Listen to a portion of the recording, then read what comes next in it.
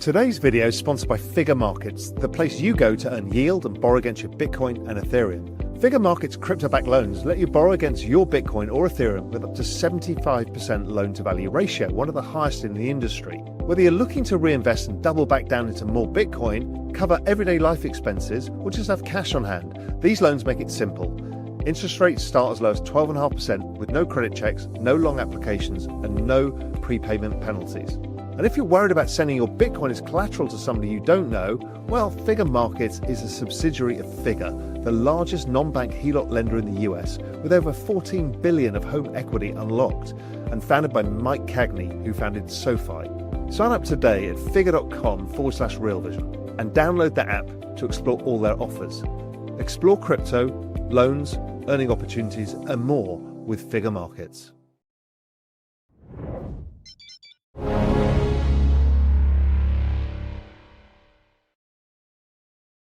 Yes, Mr. President. Yes, no, absolutely. No, the banana zone has started. Yes, no, Bitcoin hit an all-time high. Next up, it's alts. It's the banana zone. But listen, I'm sorry, Mr. President, I have to cut you off because it's Drinks with Raoul. We've got some shit and some chaos to cause. So I'll talk to you later. Okay. Make sure you stacked up on your Bitcoin. Bye. Right. Sorry about that. You know, I'm in the great state of Texas right now. I'm now a very important person, obviously. It's the banana zone. It's all happening. I've got the merch on.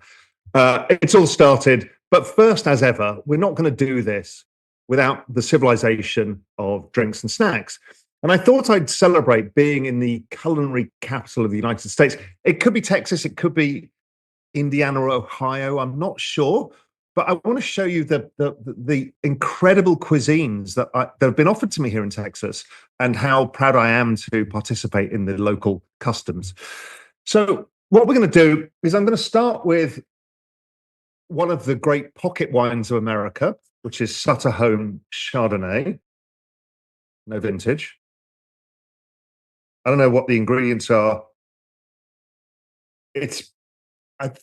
I'm told it's amazing. I'm told really this is one of the great wines of the United States because they certainly sell all of it. I mean, I got this from the gas station, which is very thoughtful of them to have such a fine wine selection in the gas station. So let's, yeah, it's,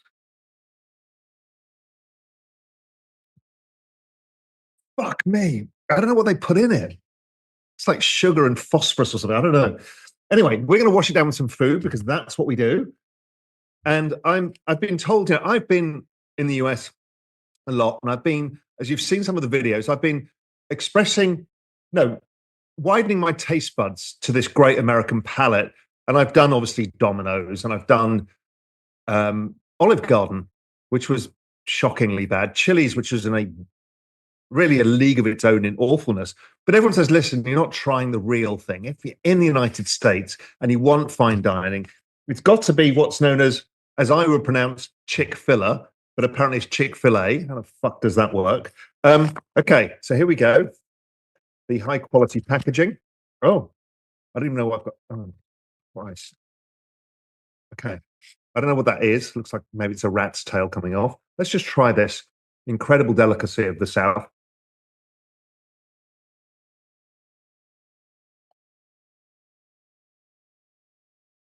I don't know what they put in it, but it's not bread. It's like sugared rat. It's so sugary. Oh my God, I mean, reading the ingredients of the, look at that. That's all the ingredients of the dip. The Chick-fil-A sauce. I don't know, 78 ingredients. Number one, soybean oil, nothing like a good bit of seed oils. Following number two is sugar. Excellent, just how I like it. Disgustingly sweet. And we'll try one of the famous, do I dare dip this in? Oh, fuck it. Why not? Let's just cleanse my palate with this fine wine. I can throw that out. Okay. Okay. We are going for one of the great culinary delights of the United States, and particularly the South.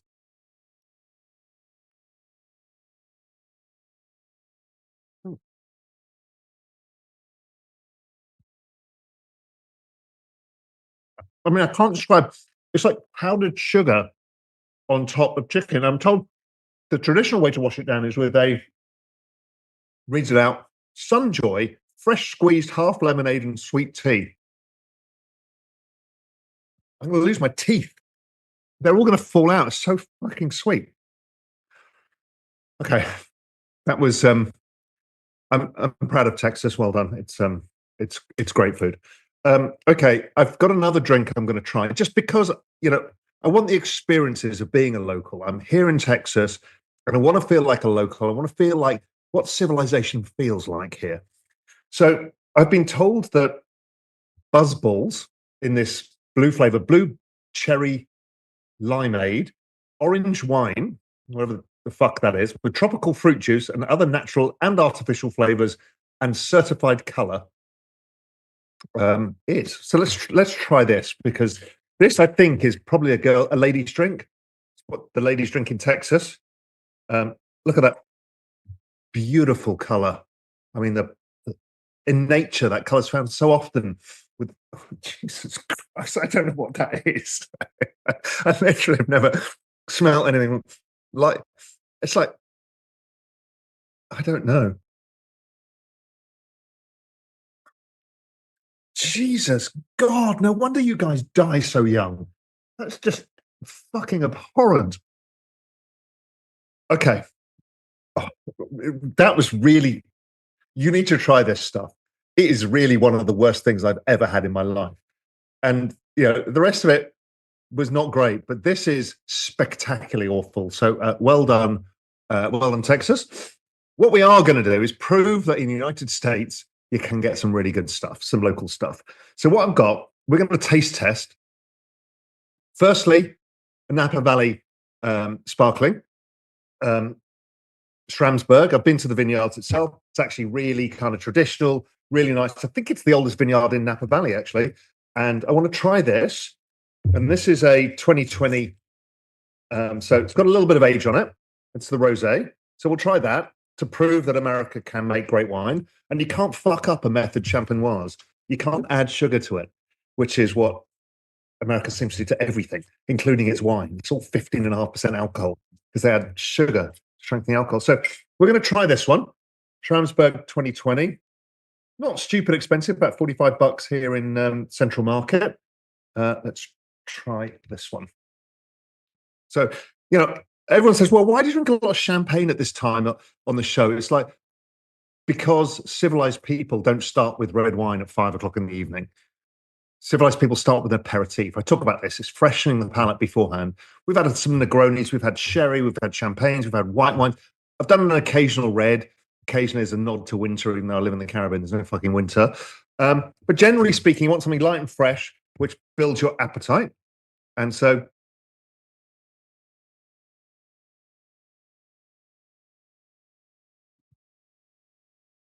that's really nice. That's a really nice, it's kind of got a bit of fruit to it. The rosiness gives it a fruit, but it's got cleanness as well.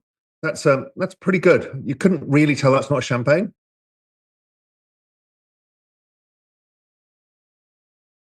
That's good. The other one we're going to try is the L'Hermitage Brut 2017 from the Rodor Estate in Anderson Valley. I'm not sure what Anderson Valley is, but I presume somewhere near Sonoma, Mendocino County. So we'll try this one as well, just so we can taste test against them. And I'm sure it'll get drunk here in the household because it's Wednesday. Bitcoin all-time high, crypto's rallying, Suri's outperforming. I think we can have some champagne or America's finest. But let's see what this one's like. So you don't need to drink shit in America. That's what I'm trying to tell you, because you actually produce some really good produce. And let me just open this one now. I've run out of glass. I'm definitely not putting where that blue toxic shit was.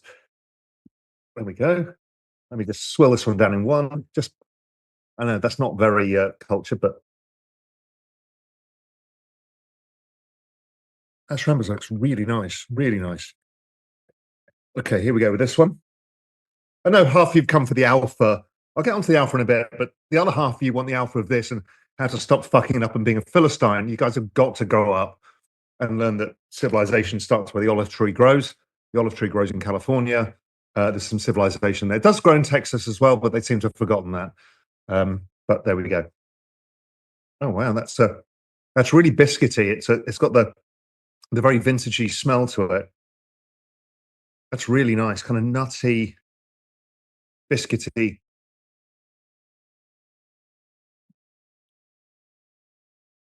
That's really nice too. These are both fabulous sparkling wines. The Rodier is more expensive. I think it's about 75 bucks, so not cheap. The other one at 45 bucks is cheaper than Champagne's, the Schramsberg, but it's actually very good. It's like it's kind of similar to Cava would be as well. Method traditionnel. So, but this is delish. Both really good. So, what snacks are we going to get from America now? Now we've poisoned ourselves with the original ones. We've got American cheeses, and we have some walnuts, American walnuts, and some amazing crackers. Actually, I found these. They are something crackers, and I've lost the label, but they're pretty good, and they're from the US. The only issue is third ingredient, honey. There's four ingredients: bread, flour, salt, honey, and whatever one other thing, yeast or something. But they're actually, you hear that? Got the proper crunch, not too fucked around with. Let's try it with this cheese, which is a Thomasville Tom, sweet grass dairy raw cow's milk cheese from Thomasville, Georgia. Oh, we've got my assistant here kindly. My assistant here kindly gave me what those crackers are: Firehook, organic, classic sea salt, extra virgin olive oil, honey with a sprinkle of flaky sea salt, and organic flour. Is us choking on sea salt? Okay, so we got this Tom cheese with a cracker. That's really good cheese as well. And they've got soft cheese as well. Vermont Creamery, ash ripened bombouche or bombouche. Let's get a bit of that, scoop it on here. Because one should not drink without a snack. It's how civilized people exist. So a certain type of snack as well. You can't just go gallivanting off to a fucking burger to start. That's not an aperitivo.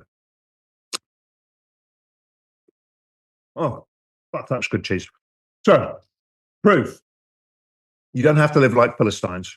You can actually live very nicely here in the great state of Texas. Cheers. And let's get on with some stuff.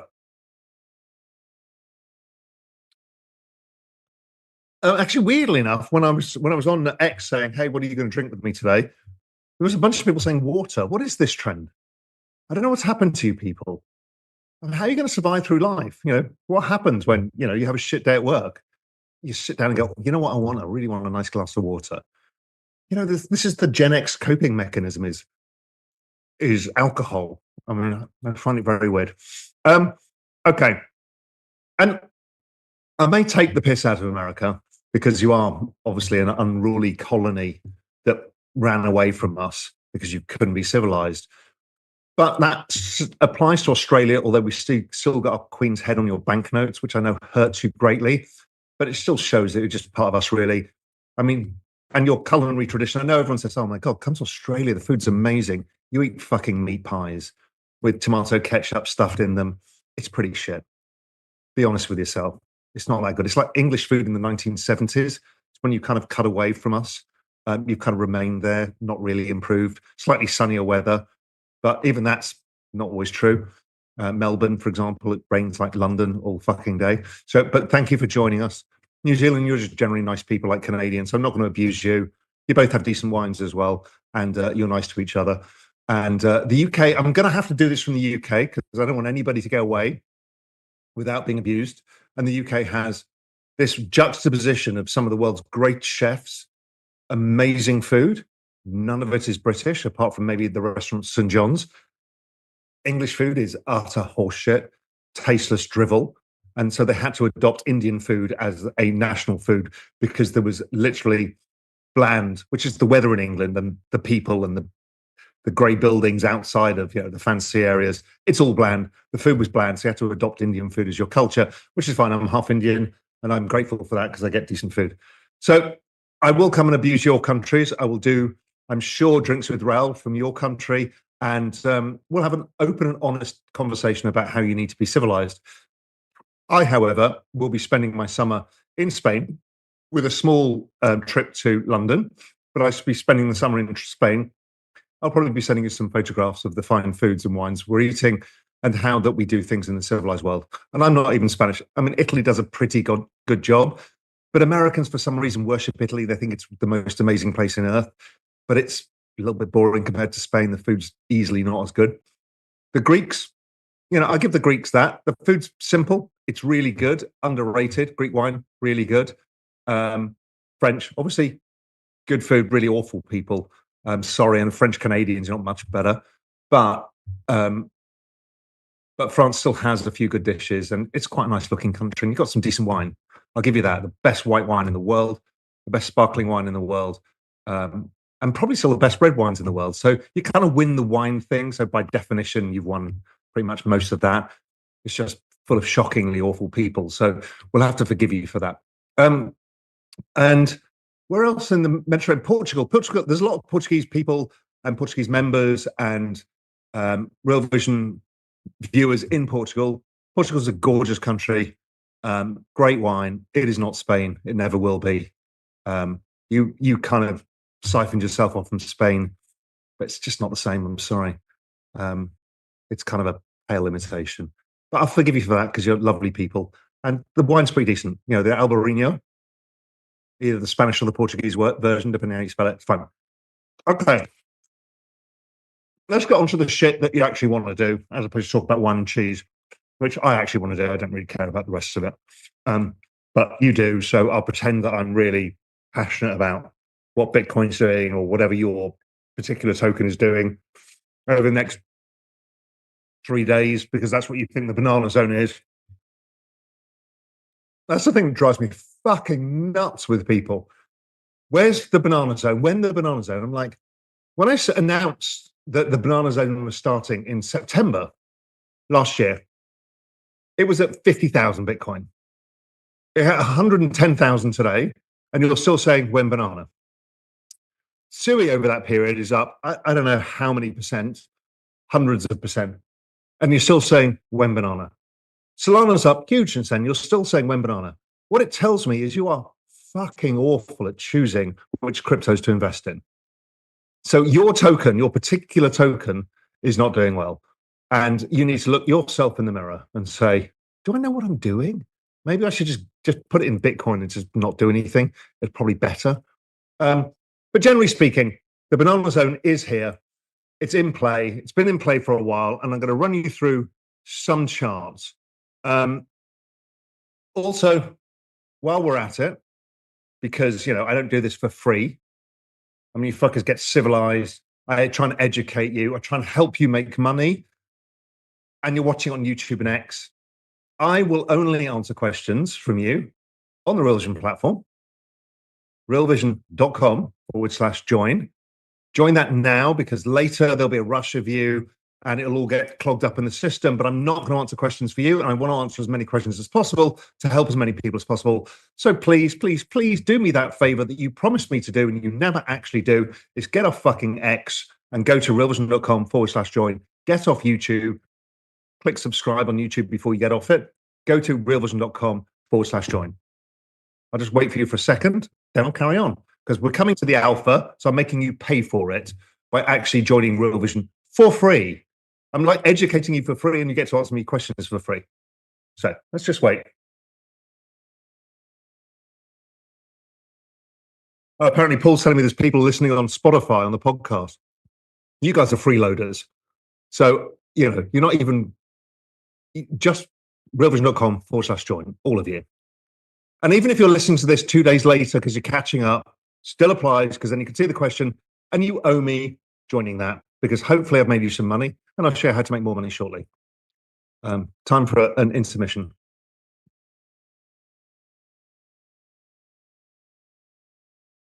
I love nicotine with alcohol. realvision.com/join. I'm actually watching you. You're sitting on X going, oh, this is so funny. Come on. Okay. Firstly, before we go into the charts about the banana zone, let's talk a little bit about bonds. So If you think of an X as a collective hive mind of incredible people freaking out about the dumbest shit over the worst analysis on the world, you're kind of close to how bad it is. And so everybody becomes a macro expert. Everybody becomes an whatever expert. And there's a lot of good experts there as well. But generally speaking, there's like so much bullshit about stuff. So let's just talk about bonds in the simplest way possible. Bond yields are going up. Normally, that's not a good thing. Generally speaking, Trump and Bessent have said, we want bond yields lower. We want oil lower. We want the dollar lower. Those two things they've had, but bond yields haven't. And then there's a bunch of 1970s gold bugs saying, it's inflation. It's inflation. It's coming back. It's like inflation is falling all the fucking time. And we've been proving this in this macro investing tool product that Julian and I produce on Real Vision, in Real Vision Plus, or soon to be Real Vision Alpha. We're renaming tiers and doing some really cool shit with Real Vision. I'll come onto that in a bit. But we're proving to you inflation is not the story. The tariffs were not the story. The story is and has been liquidity. And with bonds, there's a lack of liquidity in the bond market. So we have a liquidity that's driving scarce assets, stocks, Bitcoin, gold, crypto, but bonds which are not a scarce asset because guess what? They issue a fuck ton of bonds squared, and they keep issuing more and more bonds. So what happens is bond markets start rejecting the issuance. We're in the year of the everything code, which is my big thesis, that they need to roll the debt and therefore they need to get rates down. But as they roll the debt, rates get pushed up. Okay, great. The world's going to end according to X. It's all the worst thing. No. Firstly, the answer to higher bond yields is to inject liquidity in the bond market. By July, they will be using the SLR to allow primary dealers to hold more bonds. That is code for, hey, listen, you guys in the banks, stick bonds on your balance sheet, give some leverage out into the world, and hey, presto, new bars of bonds. Banks make money because they can lend it out. They were not allowed to do that post 2008. This is a big change. We've got the Basel IV agreement, same kind of thing, rolling out. Hey, banks, take our bonds. We'll make it sort of like it's cool to do so, and you should do it because it's good for you guys. It's the US government selling bonds. The US government, they're in the Middle East right now. Well, they were in the Middle East. They're not selling weapons.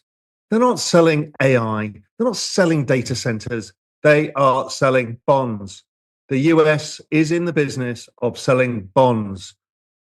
They have trillions and trillions and trillions, tens of trillions of dollars of these fucking things to sell.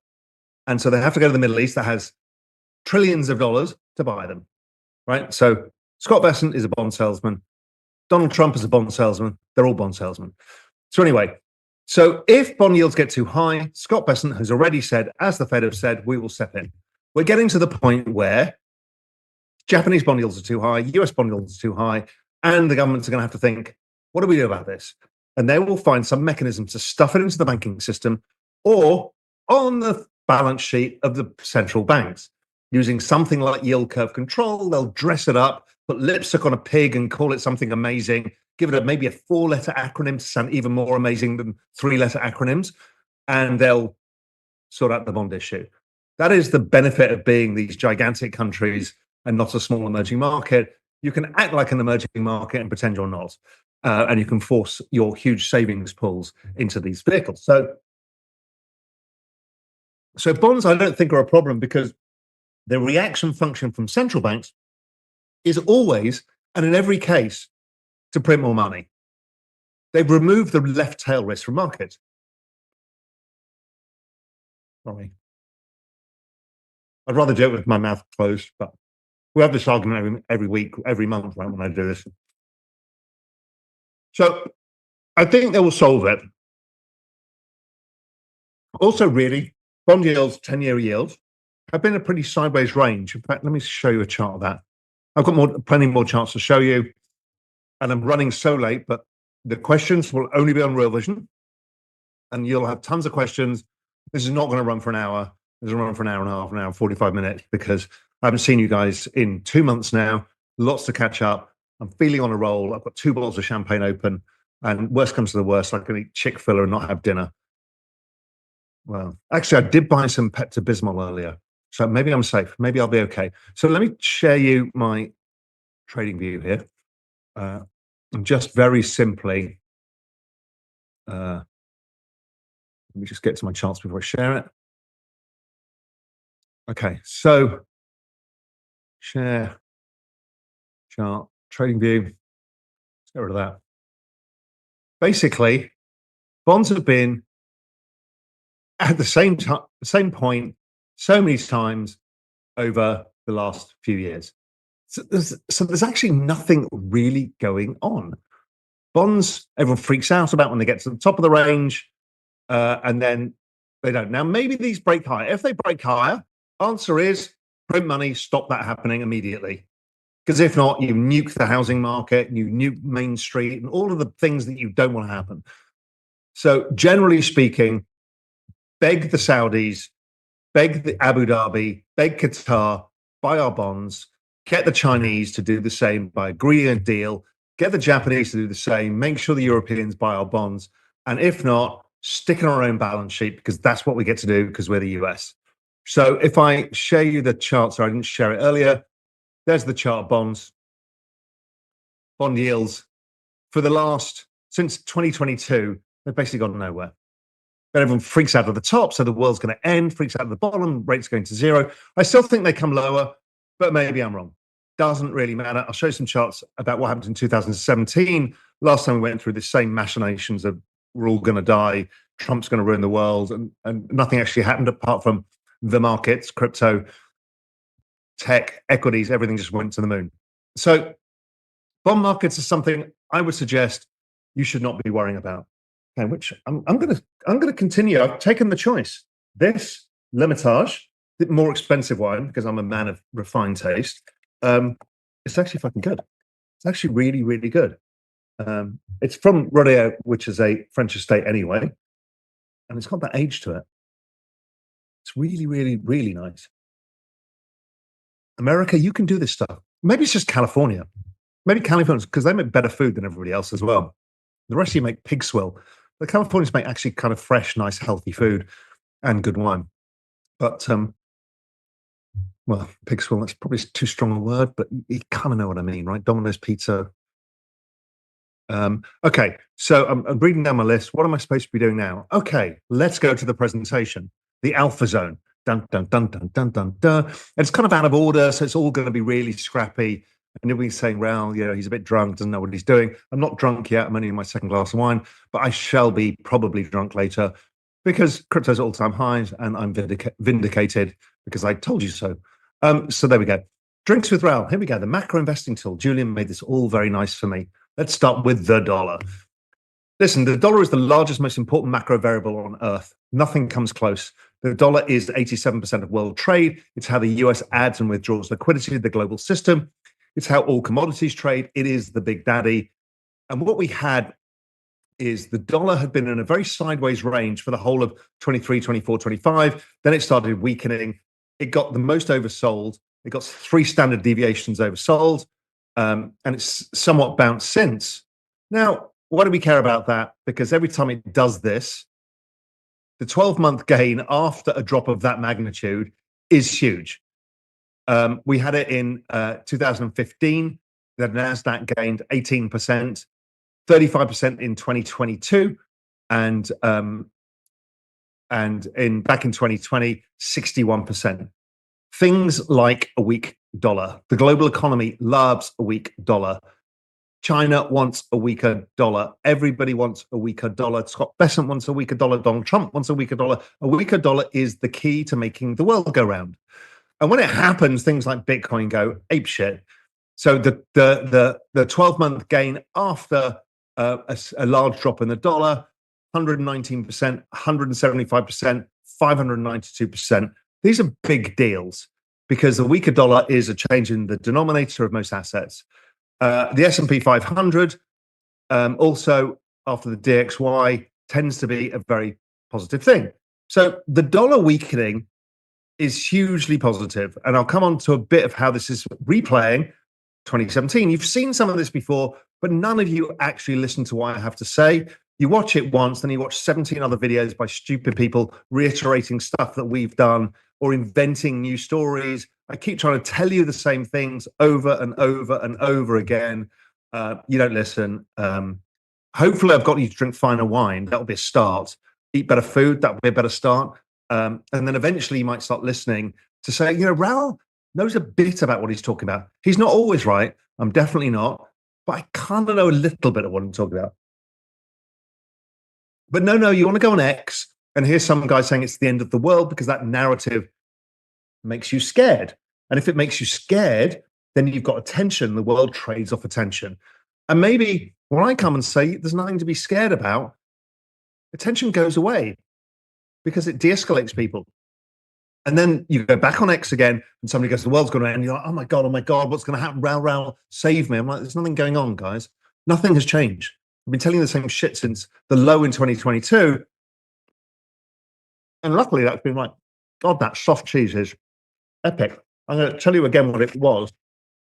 It was a Vermont Creamery, ash-ripened Bombouche, goat's milk, aged cheese from Websterville, Vermont. Guys, you make great cheese, whoever you are. That's a really good cheese. Okay. So, Trump came in 2017. The world freaked out. Oh my God, we've got this nutcase as a president. He's going to nuke everything. He's going to come with tariffs. He came in and said the dollar's too strong. Genius. Why? Because the dollar makes the world. And what happens is the dollar fell over the first year strongly. What happened this time? We said this before the dollar peaked. We said it's going to repeat the same cycle. And it did exactly as we said. And not only that, it's falling faster than last time around. And you see these wiggles. So this up move we had very similar up moves in the dollar as corrective moves back in 2017. And then it keeps moving lower. That moving lower is what is increasing global M2 because it's in dollars. It's also increasing or lowering financial conditions or increasing on our charts, which means financial conditions are getting easier for people because of the dollar. Foreign nations can roll their debts. Corporations can roll their debts. That means everybody has more dollars to spend. More excess spending equals faster economic recovery, higher asset prices. So the dollar is in this beautiful cycle. The dollar should hit new lows again. And this little correction pattern is actually important because it plays into the M2 chart and the global liquidity chart, which in the end is what is the key driver of assets, which again, most people don't understand. They get caught out in some bullshit on Twitter. I've been trying to show you this stuff forever. Global M2. Global M2 is the real-time pricing approximation of total global liquidity. Total global liquidity is central banks included. This isn't, but we know what they're using the banking sector. Global M2 is rising faster than 2017. 2017, those of you who were in the market then, it was a hell of a year for risk assets. I mean, crypto from the low did a Bitcoin from the low did a 23x that year.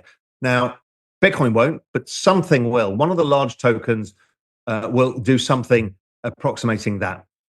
So liquidity gushing, dollar falling. All of those things, positive. Liquidity. Let's look at the greatest chart of all time that every fucker copies. I love the fact that you guys are on Twitter all day calling out everybody uses mine and Julian's chart. I remember putting this bloody chart together myself with Julian saying we were shuffling them around forever and we're like, oh my God, this is so good. It's the chart of M2 versus Bitcoin. This has been so tightly correlated, it's embarrassing. I keep saying maybe it was this easy all along. I've known it will be. I also know it will decouple later in the cycle and it'll decouple to the upside with Bitcoin outperforming global M2. That's how it works when the crowd come in, the herd get FOMO, they get greed. It actually starts outperforming. Then when the market flips, it eventually starts to underperform as fear kicks in. But at this point, it's really driven by liquidity. It gave us a 3 months heads up to exactly the correction. And yet Twitter said it's about tariffs, it's about the end of the world. It told you. It is telling you and told you it would be at all-time highs. I told you it would be at all-time highs by May. It tells you we should be over 140,000 by July. And you don't want to believe it. And then it will break down once you all do believe it, and it'll start outperforming, I think. But just generally, as a rule of thumb, it will work because it explains the asset moves. And I'll come on to that in a sec. So please just pay attention and listen, do me a favor. Julian and I work really hard to share as much information as possible. If you see people using these charts, my charts, just call them out and say, hey, tag Raoul and Julian. It just makes me feel good because we do a lot of work. A lot of it comes from GMI, which is a very expensive research publication. I've been writing for 20 years. And then it goes to Real Vision. In Real Vision Pro, people pay a lot of money for that service. And eventually, and also the macro investing tool, and eventually down the line, we put it out for free to help people.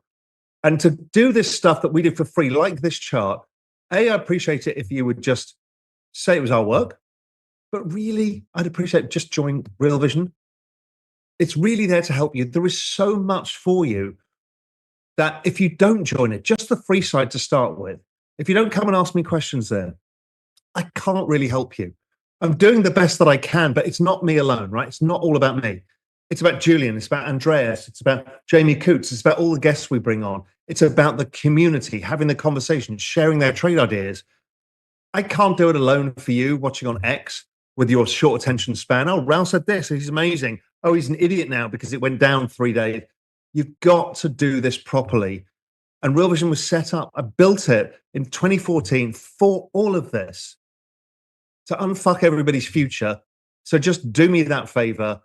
Go to realvision.com/join. I'll wait for you for a second.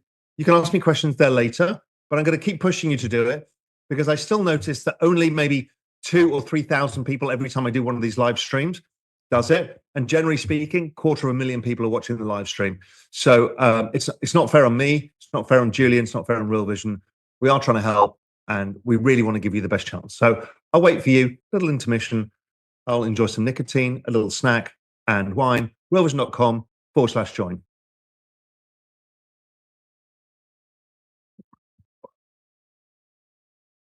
I've still not managed to get rid of my nicotine addiction. But hey, that's crypto. It reminds me of that part from Airplane. This is not the day to give up sniffing glue. It's very difficult to give up nicotine. Unless you never started in the first place. Okay. By the way, that global M2 chart, just to give myself a pat on the back because nobody else does. I just get attacked on Twitter all day. People claiming I'm shilling something. It's just an awful cesspool of a place. But thank you, all of you who actually write to me and say, thank you, you helped me or whatever. I really appreciate it. We got the low to the day. Check it, go back, the low to the day based on technicals and based on this chart. Anyway, I won't always be perfect. I am not trying to pretend I'm a deity in any way, shape or form. But I can educate you about food and wine and how to civilize yourselves, which to me is actually more important. If I can make you rich and buy good wine and then eventually buy good NFTs, I'm doing a good job.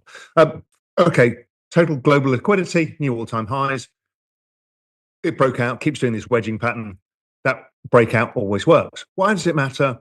Total global liquidity is 90% of the price move of Bitcoin since 2013.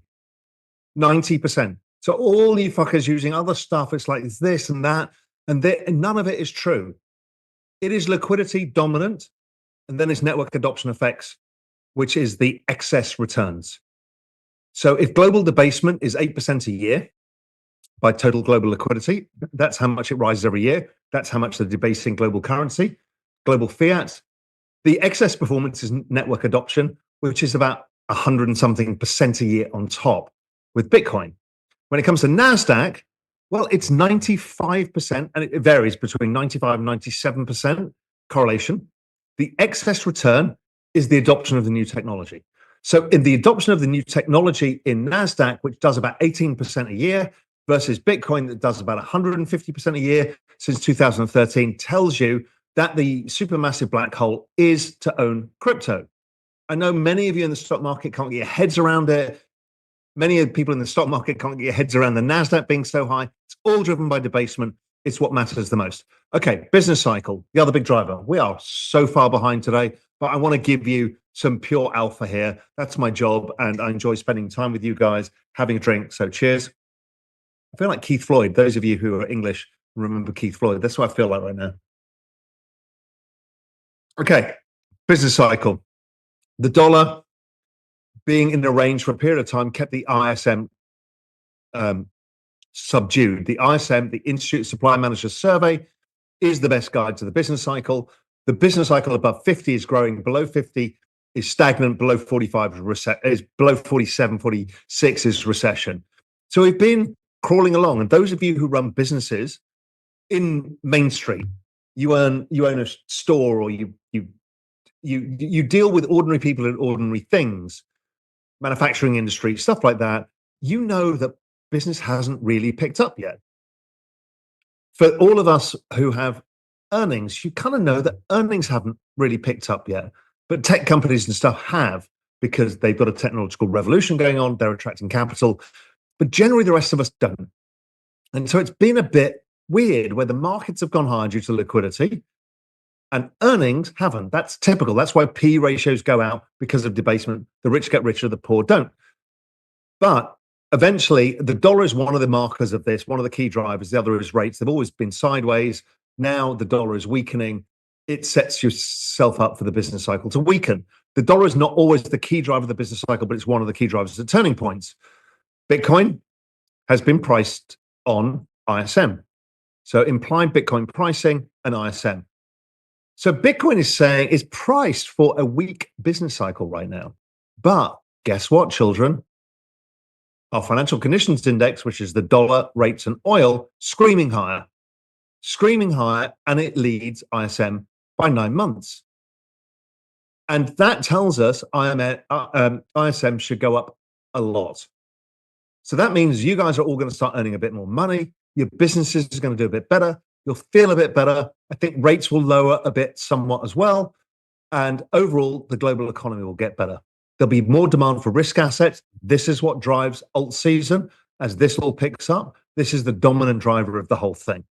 It's also the same driver of Rolex watches and NFT prices, art itself, also driven by the business cycle. That all lies ahead. I know it doesn't feel like that now, but that's what's coming. You say we can never have an alt season again. You can't have an alt season really with the ISM below 50. Once it goes through 50 on the upside, you get alt season. Why? Because people have disposable income and they end up investing further out the risk curve. Happens in small cap equities, happens in emerging market equities, happens in all sorts of things. It's the same risk curve. It's all to come. So just have patience with this. I think it's started, and we will see a dramatic shift in what's happening, particularly after the tariffs get agreed. And what we find is people stop freaking out about oh my God, they're putting a gazillion percent on China, and China's going to put gazillion percent squared on the US, and we're all going to die. None of that's true. It's just negotiation. They'll get somewhere sensible. Chinese will end up buying treasuries. They'll stimulate their economy. They will help stimulate the global economy, and others will do the same. It is all fine. It's all working according to plan. And those of you who think it's not, Bitcoin hit an all-time high today. So of course it's going to plan, but your alts aren't yet. And so therefore you are miserable. And that's because you've made the wrong selection so far. Some of them have done really well, and we'll come on to some of the charts in a bit. But generally speaking, the space looks amazing right now. But you're still in the excess fear zone. People utterly freaked out over the Trump tariffs. So NASDAQ percentage of stocks trading with an RSI lower than 14 hit levels from the Lehman Brothers crisis, the Russian default trade, the COVID thing, right? People freaked out because the newspapers exacerbated it because they don't like Trump. And so they did that. I'm not a political person in this. I'm a pragmatist. I observe and try and make decisions without being driven by the emotions of what newspapers are trying to tell you, but everybody got caught up in that. But now the markets have turned. The investor intelligence survey, percentage bullish, is still ultra low. Professional investors and hedge funds were still massively underweight going into this week. So we've got the fuel and the kindling. It was the retail investors, and God bless you all, because you guys have been more right than the professionals, which is my base case. The hive mind massively outperforms the professional investors. The hive mind nailed it. They bought the lows in size. Professional investors left by the sidelines. That movement is only going to continue. It's what we do at Real Vision. We're going to massively lean into this once we launch our new platform iteration, which is a huge change, and it's going to be mind-blowing. That comes sort of end of June-ish. That is going to really lean on the fact that you guys collectively are the smartest people in the world, not the hedge fund managers. They've underperformed you all of the way. So you guys be you. Individually, yeah, we make some mistakes. If I can get you all to make less mistakes, between the fact that how smart you are, you will actually get together, learn, collude together, form cabals together, and before you know it, we're going to produce amazing return. Now, cabals, I'm talking about just communities as opposed to people in the know. Okay, so freak out time. This looks very much like an amazing time in my career, which was I was at Goldman, and it was the Asian crisis. And I was running the hedge fund sales desk. I was understaffed, and it was the most incredible time because everything was imploding. The banks were imploding. Every hedge fund was on the trade. It was a very exciting time. We started to learn about the words deflation, debt deflation, stuff like that, that rolled into global markets later. But I remember how bad it felt. It really was the end of the world scenario. And what we've done is exactly copy that. Amazing. And I think the outcome is the same. Now, whether we go into, I don't think that the 99 2000 analogy is right. I do think we have a massive blow off top bubble cycle. I think that's 29, 30, something like that. And then as the world changes with the economic singularity, I think it becomes much more difficult. And maybe there's more downside for markets if they stop debasing currency. But we'll see. Let's not worry about that. Don't read into the chart. Oh my God, it's 1999. The world's going to end. The world didn't end then either. But the point being, it should be one-way street from here. Do you remember when you were all freaking out in the NASDAQ? Julian Brigden, I remember my who used to be with Pro Macro, was like, oh my God, it's all going to shit. These companies, these tech companies, that all these people, tech companies are worthless. It's all going to go to, the tariffs and blah, blah, blah, blah, blah, blah, blah. And we came on and said, just follow Global M2. What you've got is an excess fear gap. People have overly panicked. Guess what? It's caught up with Global M2. Beautiful. Thank you. I was worried this chart wouldn't work, and it worked like a peach. And we managed to buy the lows in that stuff for Real Vision Pro. Technicals. Okay. So these were this morning. I think Julian sent them to me because I was too busy, I don't know, having a manicure and a pedicure or whatever. So Julian sent me the charts before we hit the 110 or whatever we hit in Bitcoin. But basically, wedge pattern breakout, new all-time highs. You've seen it in the M2 chart. Great. The other one, Ethereum. This is a beautiful chart. I see the mid-curve bullshit on Twitter about Ethereum. It's all over and blah, blah, blah. It's not. You don't get it. The financial system will build on ETH. It is the Microsoft operating system of the financial world in blockchain. And they'll build layer twos. It'll work out fine. They built excess capacity. And alt season doesn't start until the ISM crosses 50. We're starting to see the base in the ETH Bitcoin cross. I've also said Bitcoin dominance peaked. I think it continues to peak and it falls sharply. And that is what we're going to see here. And once ETH breaks 3,600, it will accelerate very fast. My ETH bet, I don't own ETH outright. I own it via NFTs, which give me leverage. I'll talk about NFTs in a bit. I might do it when we get to the Real Vision platform to add some alpha there. Because I'm running out of time, we're 50 minutes in, and I'm not that bad, right? Normally, I've done 2/3 of the bottle. I've been talking so much that I need to drink faster. And I'm still loving that cheese, by the way. And those crackers are really good. You know, they're almost as good as Spanish crackers. If you take the fucking honey out, Americans, you don't need sugar and everything. Honestly, you don't need to die of diabetes. I know it's kind of fun because all your friends are doing it, but you know, it's not that necessary. Okay, Solana, US dollar, beautiful chart. Just a beautiful chart. I would expect it to form a cup and handle, accelerate higher. So, I mean, Solana's been such a great asset to own. It's kind of felt like it's underperforming a bit right now, but zoom back. What a great asset. They've done a stunning job. But Sui on the weekly chart massively outperforms Solana. And we're just forming this little pennant here. We're going to break higher again versus Solana. Why is that? And again, I'm not interested in your utter bullshit about, oh my God, he gets shilled. He gets paid to shill Sui. I've told you, I'm on the foundation. Yeah, I've got tokens. They're all locked up. But I put switched all my capital into it. Why? Because of this chart. It's as simple as that. This chart is outperforming. Looks like it'll outperform again. I want to own the fastest horse. I also see this stuff on Twitter. It's like, well, he flip flops. You know, he was in ETH before, and then he was in Solana, and then he was in Sui. No shit, Sherlock. That is my job, asset allocation. My job is to try and make myself as much money as possible before 2030 to unfuck my future. And if I can bring a bunch of you on with me, on the caveat that I will not always get it right, you guys understand that, right? You're going to understand when I get it wrong and you're like, I really want to call Raoul a moron, but generally speaking, he really did try and help me.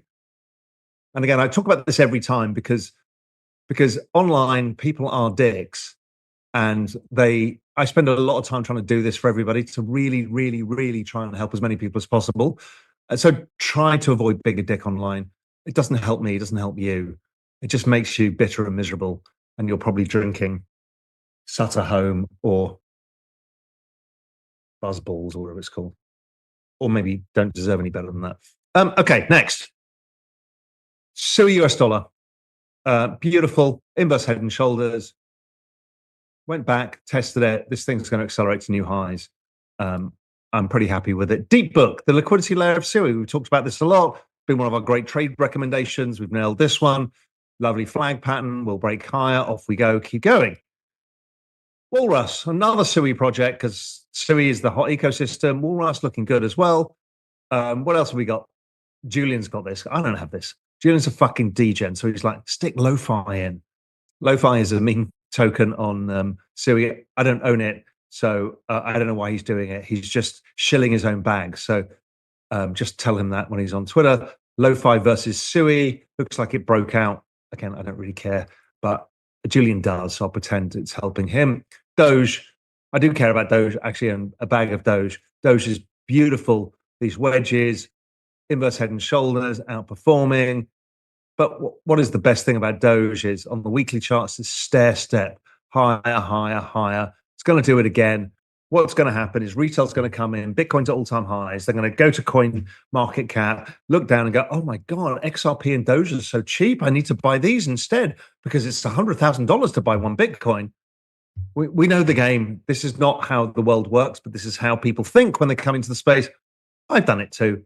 You've all done it. It's okay. Forgive them. We will help educate them as they come. So welcome to the space. We appreciate you, and we will try and help you make money. But even by owning Dogecoin, I'm sure you'll make a shit ton of money. I also think the funniest chart in the entire world is Dogecoin versus Bitcoin. I may be dead wrong, but I just have a feeling the funniest outcome is that we come up, break, and before you know it, Doge has outperformed Bitcoin since inception. And that would make Doge the hardest currency in the world. And that will upset many, many people, but it will make me laugh heartily. Not that I've got anything against Bitcoin, obviously. It's just humorous, right? It's humorous and it's good for the holders of Doge. XRP, another amazing chart pattern. We highlighted this when it broke.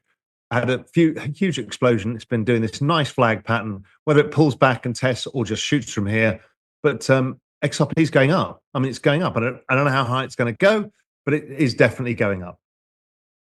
Banana zone, when banana, right? Okay, let's stop again. Shop.realvision.com. That is this, shop.realvision.com. That's where you buy Banana Zone merch. If you fuckers don't buy enough of it, it's never going to happen. Well, it's already happening because many of you bought it, but I think it's about time you bought your merch. There's actually some really cool "Don't Fuck This Up" merch too, because that's pretty important. So you can either "Don't Fuck This Up" or Banana Zone. One is defensive, one is positive. You choose you do you, I'll do me. I'm going with the Banana Zone. I got my 3 banana stripes. That makes me like super senior in the banana world, enough that I can call the president on the banana phone. That's how important I am. It's my 3 stripes. Okay. Finally, Banana Zone. Last 3 Bitcoin RSI oversolds. We just had that correction. Number go up, right? It's like, I don't know how many charts we need of this. This is the chart I keep reiterating. You utter morons. Not you guys personally, but that guy you've just seen on Twitter, them. They just don't understand the chart. Where's the banana zone? Well, it's like it's in the middle of the goddamn banana zone. It's been happening. Bitcoin's up 100% since we called the start of the banana zone. It then had a nice correction. It's now at all-time highs. So the banana zone is playing out perfectly. Correction phase 1. The first move. We had the first move. That was the last quarter in 2024. We then have the correction phase, the correction phase, the correction phase. Then we go into the banana zone next phase, phase 2, before we have the correction phase. The correction phase will be, let's go back, just pull everything together so you guys understand fully. The correction phase is this, which is when global M2 traded sideways because of the dollar correction. It's telling me that July, August might be, not July, maybe August is a sideways move. And whether you want to take some lifestyle chips off the table, I know I've got questions on the platform. I'm already at half an hour over where I'm supposed to be. I will answer questions on Real Vision, not here on YouTube, not on X, not on Spotify, only on Real Vision, realvision.com/join, and talk about a bit about this, because I know a lot of you are freaked out. Is this the end of it? What do I do? Oh my God. But no, nothing. It's just a marker point. The marker point, let's go back to this chart to reiterate to you, is this bit, the correction phase 2. I will guarantee at correction phase 2, I'll be overwhelmed by people losing their shit. It's peaked. I've told you it's peaked. It's all over. It's never going up again. We didn't get the full banana zone. Oh my God, this is a stunted cycle, diminishing returns. It's terrible. Again, it'll all be wrong.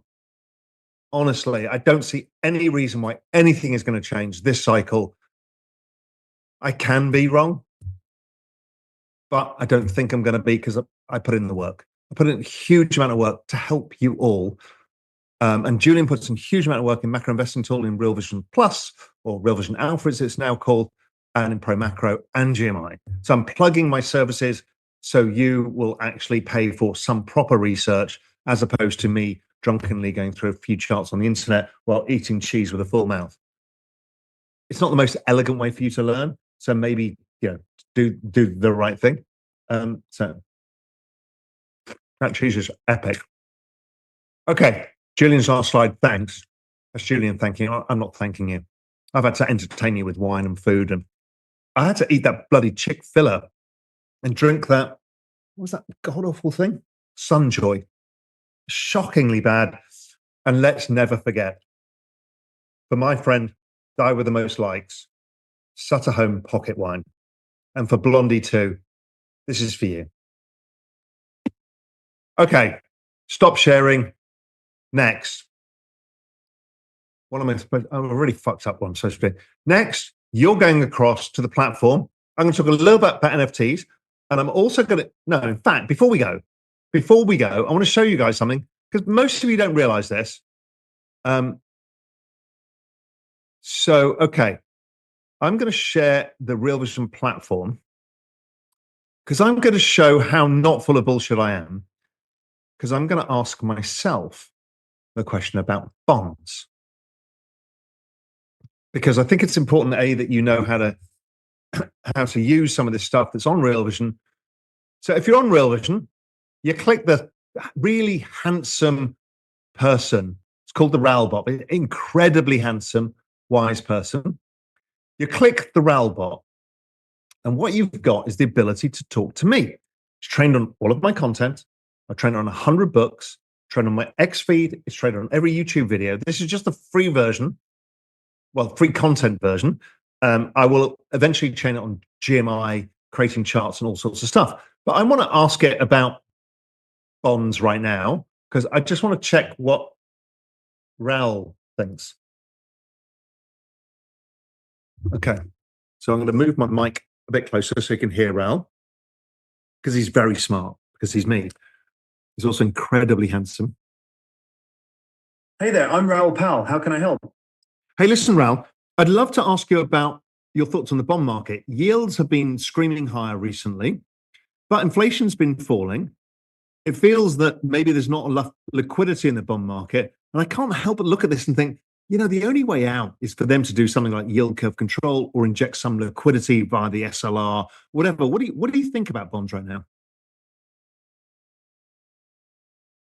Look, you're absolutely right to point out the disconnect here. Bond yields are screaming higher, but inflation is clearly on the way down. And that's a classic sign of a liquidity issue in the system. I mean, the bond market is essentially telling us that there's just not enough cash sloshing around to absorb all the issuance. And when you combine that with the Federal Reserve's quantitative tightening and the draining of the reverse repo facility, it's no wonder liquidity is drying up. This is a structural issue, not just a cyclical one. Now, here's the thing. The Fed is in a bit of a bind. They've been trying to tighten financial conditions to bring inflation under control, but the lagged effects of their actions are now starting to bite. Inflation is falling, as you said, but the bond market is signaling that the system is under stress.